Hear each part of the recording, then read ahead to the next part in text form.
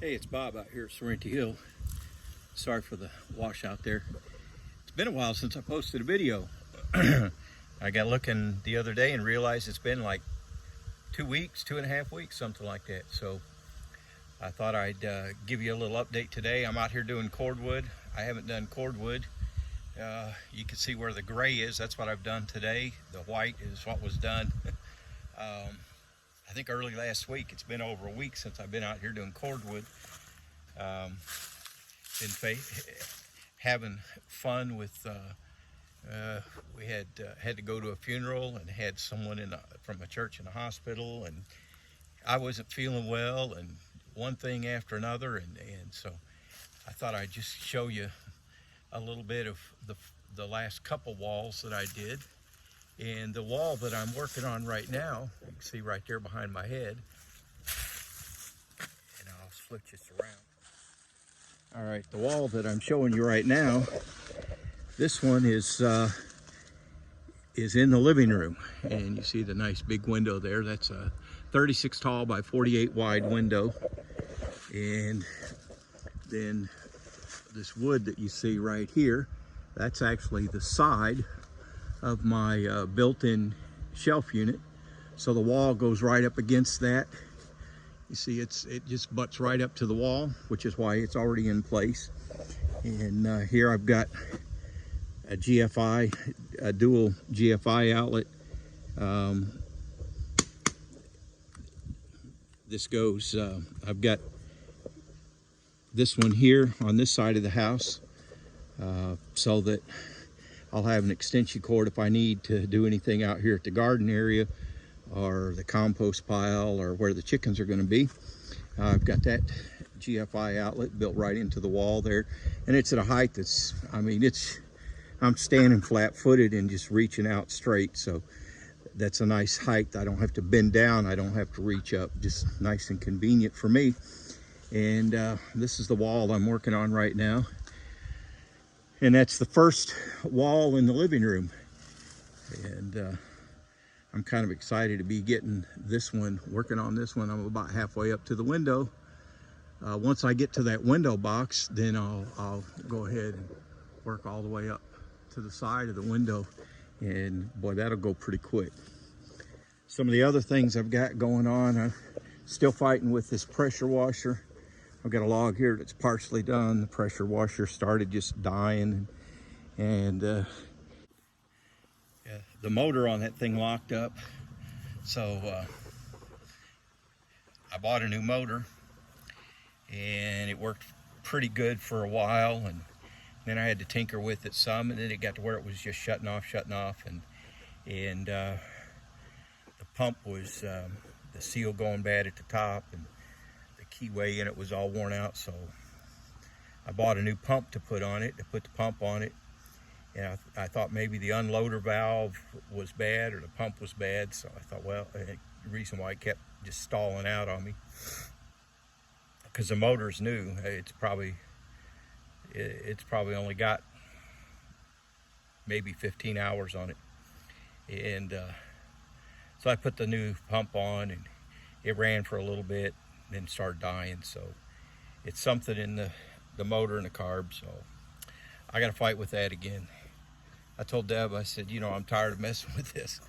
I was tempted to just go out and cut my losses and say, the heck with this, I'm not going to work on this thing anymore. I'm just going to go spend $350 and buy me a new pressure washer and be done with it. Because sometimes you spend so much time fighting with these things that you'd be better off to just go ahead and get a new one that you don't have to fight with. So, and this is the inside of that wall. Now, I'm at the point where it's hard. It starts getting hard. I'm sitting down, I'm tired. My feet are starting to hurt. I'm at the point on this wall where it gets hard to, it's high enough, and with me standing outside, it gets hard to reach over and do a good job with the mortar. So what I'll start doing with the next batch of mortar that I do, which won't be until I go buy some more some more Portland cement. I've got enough to do maybe half a batch, not even a full batch. So I kind of misjudged that. Should have gone out this morning and bought more, but I didn't. So I'm at the point where what I'll do is I'll start splitting my batch of mortar. I'll have half of it on the outside and half of it on the inside. And it means more running back and forth, but it saves me a lot of time and saves me some mortar, because what I'll do is I'll run my bead on the outside, and then I'll come up here and I'll run the bead on the inside, and be able to get it uniform, instead of right now it's pretty glopped up, and I'm going to have to clean it up and fix it up before I can tuck point it. And so that lets me get a better looking bead of mortar and get some more even, because I can see what I'm doing on each side.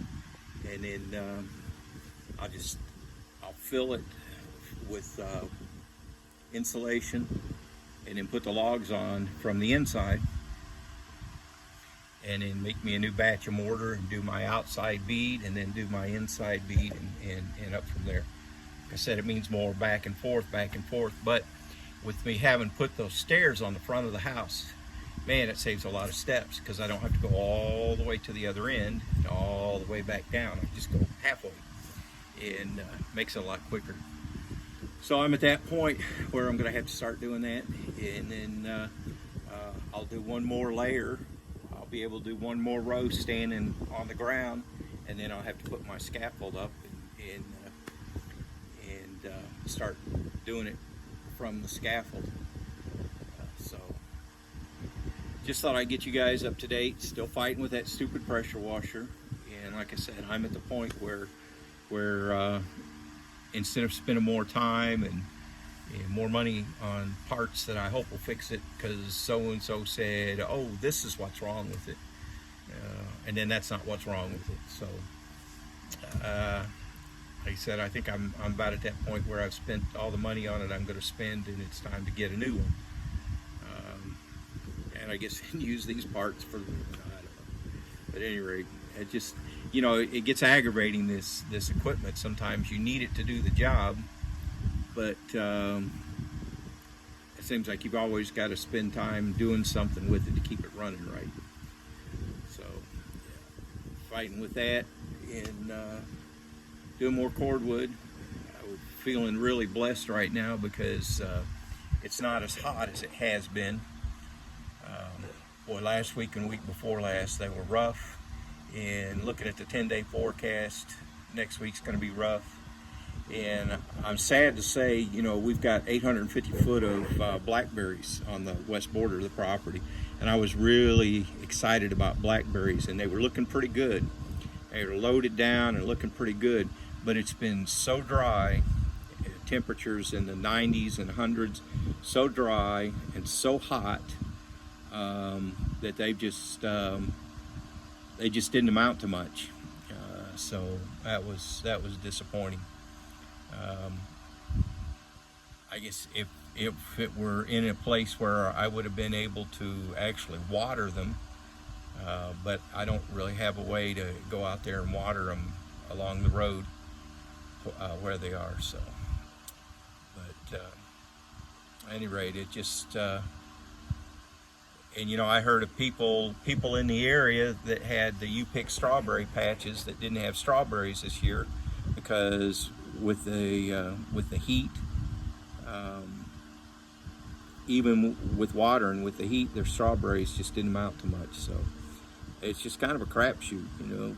Our supply chain's messed up, and you don't know what you're going to get and when you're going to get it. And then even when you plant your own stuff and the weather doesn't cooperate, you're still kind of at that mercy. I guess that's why we freeze and can, to keep stuff for those leaner years. So yeah, next week's going to be rough. It's going to be back 100 plus. So I'll get done as much as I can get done. I did have one good thing happen this week.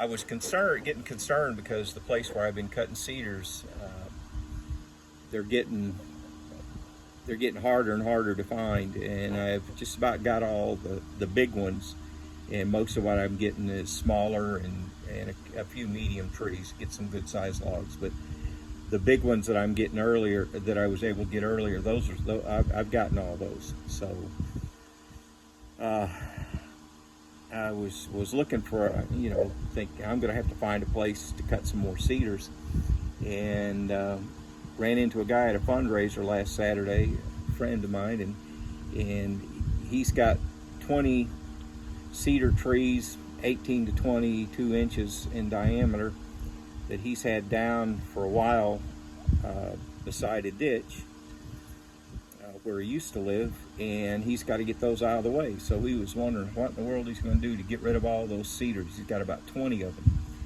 and got a bunch of big branches too. He's already got them delimbed and everything for me. So he needs to get rid of those cedars, and I need cedars, so about 20 trees. So that's going to work out real well. That's going to get me a long way to where I need to go. So that's a positive. And like I said, it's not as hot, so able to get some things done, but got some other obligations coming up Friday and Saturday that's going to limit what I can do. So that's just how it goes sometimes, and trying to stay safe and trying to stay cool and get as much done as I can. And again, like I said, I'm working on wall, got it about halfway up to the window, and I'm looking forward to getting it the rest of the way to the window and getting this wall done, so I can move on to the next one. At any rate, that's enough of that. I thought I was going to be brief. Never works out that way. Thanks for stopping by, and we appreciate you taking the time to check in on what we're doing here, and just hope that things are going well for you guys. You know, you're working on a project, and sometimes you don't get to go the pace you want. Other things come up, and you can get real frustrated, real aggravated, and lose sleep over it. Or you can just go, you know what, I'm doing what I can. There's always going to be something I'm going to have to work around. I'm doing the best I can, and at the end of the day, just go to bed and go, you know, I did what I could today. And sometimes good enough has to be good enough, right? At any rate, get out there, do something, have some fun, try something you've never done before. Don't be afraid to get out there and do something. Like I said before, the worst you can do is you'll have to tear it apart and start over. But you know, it might just go well, and you might just like it, and you might just learn something. So get out there and do something, have some fun, make your dreams come true, and make things happen for yourself. This is Bob at Serenity Hill. Thanks for stopping by, and we'll see you on the next one. Bye.